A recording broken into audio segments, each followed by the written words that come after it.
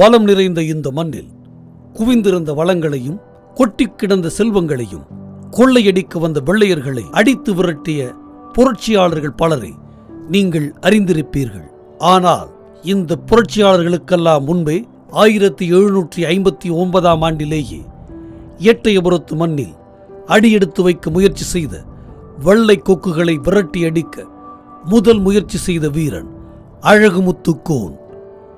அந்த வீரன் விதைத்த விதைதான் அடுத்து வந்த விடுதலை வீரர்கள் கண்ணீரும் செந்நீரும் விட்டு விடுதலை செடியை வளர்க்க காரணமாக அமைந்தது. ஆம், அழகுமுத்துக்கோன் அன்று எழுப்பிய வீர முழக்கம்தான் இந்த நாட்டின் விடுதலைக்கு எழுப்பப்பட்ட முதல் முழக்கம்.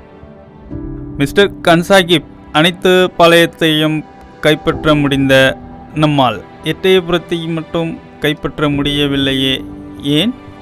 மிஸ்டர் காளியார், எட்டயபுரத்தில் அழகுமுத்து என்று ஒரு மாவீரன் இருக்கிறான். அந்த அழகுமுத்து எட்டயபுரத்தில் இருக்கும் வரை நம் எண்ணம் அவ்வளவு எளிதாக நிறைவேற வாய்ப்பே இல்லை. எப்படி இருந்தாலும் நம் முதல் இலக்கு எட்டயபுரம் அல்ல, அந்த அழகுமுத்து தான். Azhagumuthu, Azhagumuthu, Azhagumuthu. Oh my God, ஒரே அழகுமுத்து டென்ஷன்.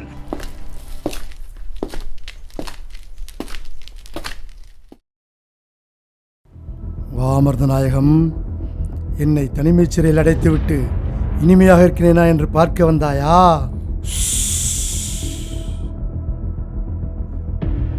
கான் சாகிப், எட்டயபுரத்தின் தளபதி அழகுமுத்து அவர்களே,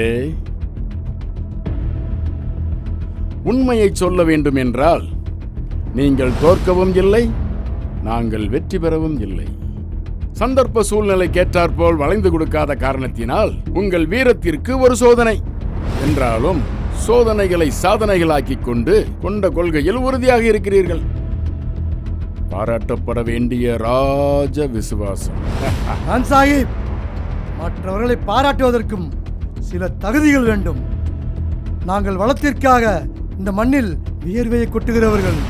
ஆனால் நீயோ உன் நலத்திற்காக எச்சிலை துப்புகிறவன். உன் பாராட்டுக்காக நான் காத்திருக்கவில்லை.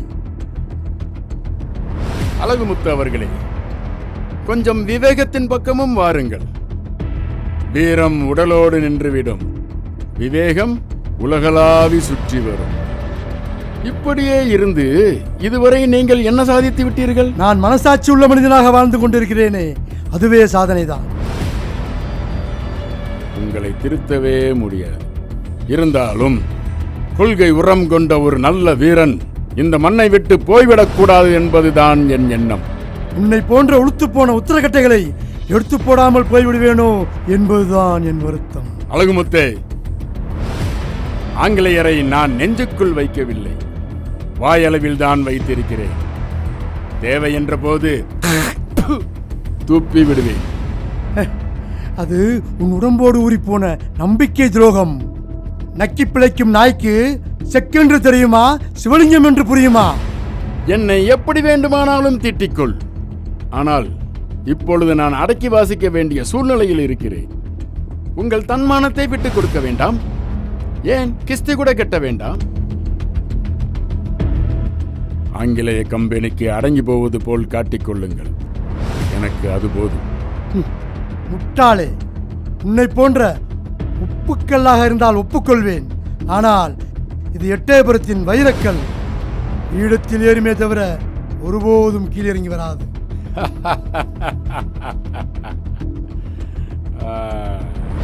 சிவசங்கரம் பிள்ளை, குருமலைத்துறை, போதலபுரம் எட்டையா, இவர்கள் எட்டயபுரத்து கற்கள், இவையெல்லாம் எனக்கு இறங்கி வரவில்லையா? இறங்கி வந்தவர்கள் எல்லாம் வரலாற்றில் காலமாய் பறந்து போவார்கள். இறுதியாக கேட்கிறேன், இந்த கான் சாஹிப் ஆங்கிலேயரையும் மீறி சர்வ வல்லமை படைத்த அதிகாரியாவதற்கு திட்டமிட்டுள்ளேன்.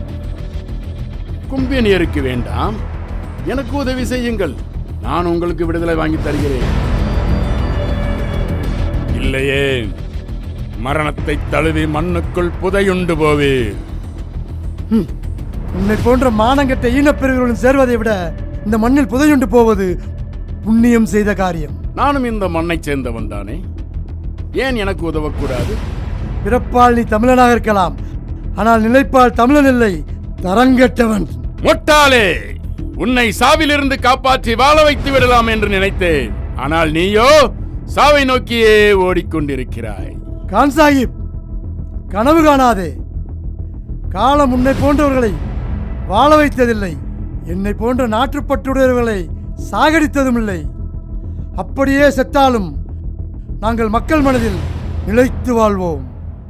நீ வாழ்ந்தாலும் வரலாறு உன்னை மன்னிக்காது. கும்பினியரின் கைத்தடி என்பதால் அதட்டி பார்க்கலாம் என்று மட்டும் எண்ணிவிடாதே. ஏ அழகுமுத்து, நான் கைத்தடி இல்லை, அந்த ஆங்கிலேயர்களால் வளர்க்கப்படும் வைரம் பாய்ந்த மரம். ஒரு தீக்குச்சி 1000 மரங்களை அழித்துவிடும். ஆணவத்தால் உன் உயிரை அழித்துக் கொள்ளாதே. உனக்கு இணங்கி விடுவேன் என்று மட்டும் நினைத்து விடாதே.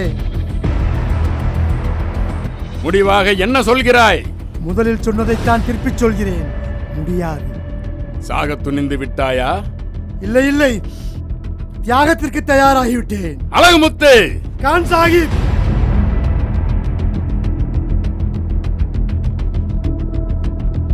யாரெங்கே? இவனை விசாரணை கூடத்துக்கு இழுத்து வாருங்கள்.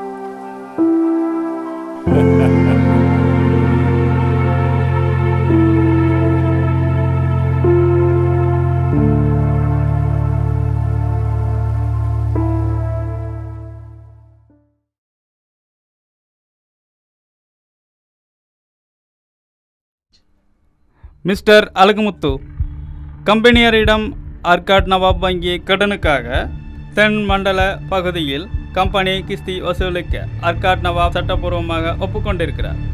கம்பெனியின் சட்டத்திட்டங்களை நீங்கள் தடுத்து நிறுத்தியிருக்கிறீர்கள், உண்மைதானே? எங்கோ இருக்கும் ஆர்காட் நவாப் வாங்கி நான் உங்களிடம் கடன், அதை அடைக்க வேண்டியது எங்கள் எட்டயபுரத்து மக்களா? உங்கள் நாட்டை சேர்ந்தவர் தானே ஆர்காட் நவாப்? யார் அந்த ஆர்காட் நவாப்? நாங்கள் காடு திருத்தி கழனியாக்கிய போது கூட இருந்தவனா?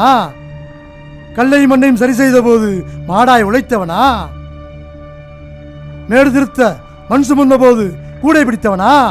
இல்லை என் நாட்டு மக்களுக்காக வாழ் பிடித்தவனா? அழகுமுத்து, போதும், நிறுத்து. பெரிய மாவீரனை போல் பிதற்றாதே. கான் சாஹிப், காளியாட், இந்த அழகுமுத்து கோனுக்கு வாழும் வெண்ணெய் மட்டும் பிரதானம் என்று நினைத்து விடாதே. என் குல மக்களுக்கு வாழும் வேலும் வீச தெரியும். உங்களை போன்ற வீரர்களை வெட்டி வீழ்த்தவும் முடியும். சரி, கம்பெனியின் சட்டப்பூர்வமான நடவடிக்கைகளை நீங்கள் எதிர்க்கிறீர்கள், அப்படித்தானே? அநியாயத்தை எதிர்க்கிறோம். எப்படியோ எதிர்க்கிறீர்கள். உங்கள் அகராதியில் அநியாயத்தை தட்டி கேட்பது எதிர்ப்பு என்றால் அப்படியே இருந்து விட்டு போகட்டும். ஓகே மிஸ்டர் கான் சாஹிப், குற்றவாளியை குற்றத்தை ஒப்புக்கொண்டு விட்டார். கம்பெனியின் குற்ற அறிக்கையை படியுங்கள். முன்சிப்,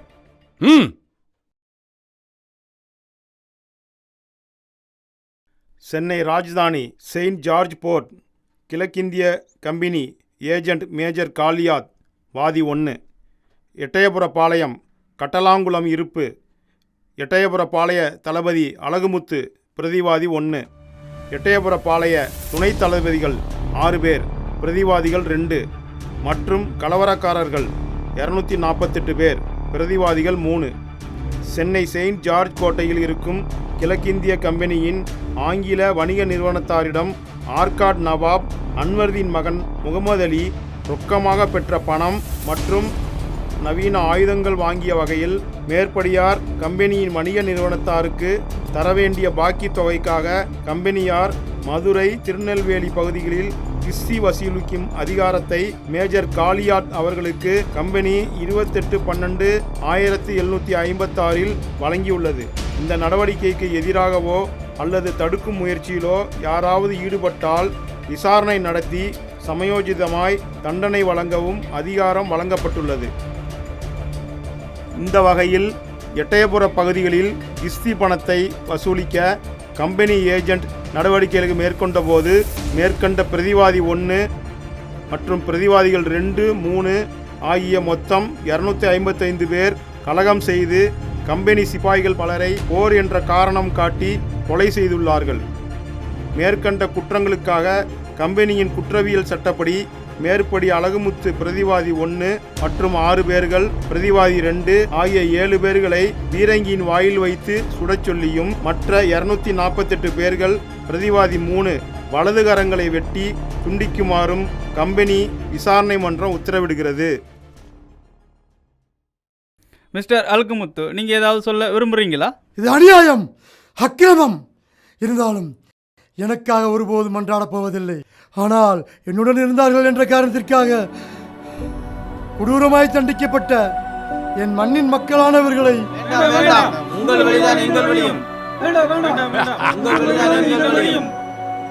வீரர்களே, இவனை இழுத்துச் செல்லுங்கள் பீரங்கி வாயிலுக்கு.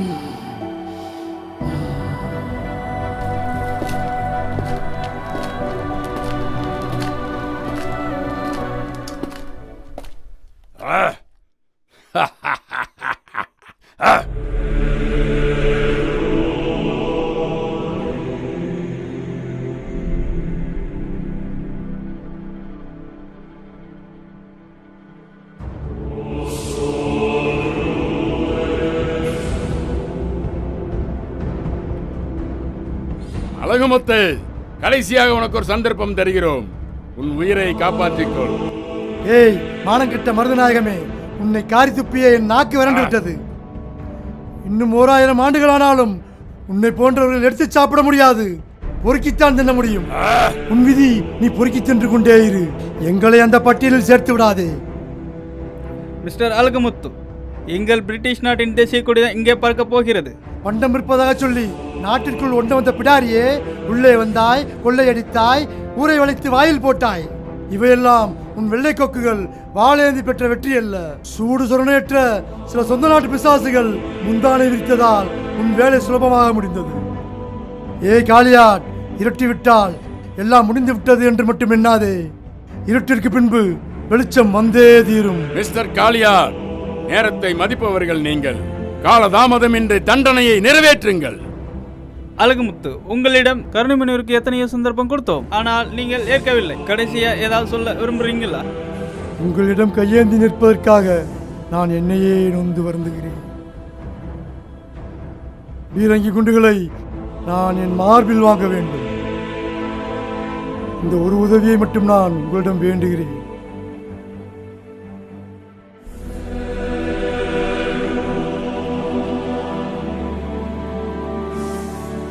Soldiers, remove the chain.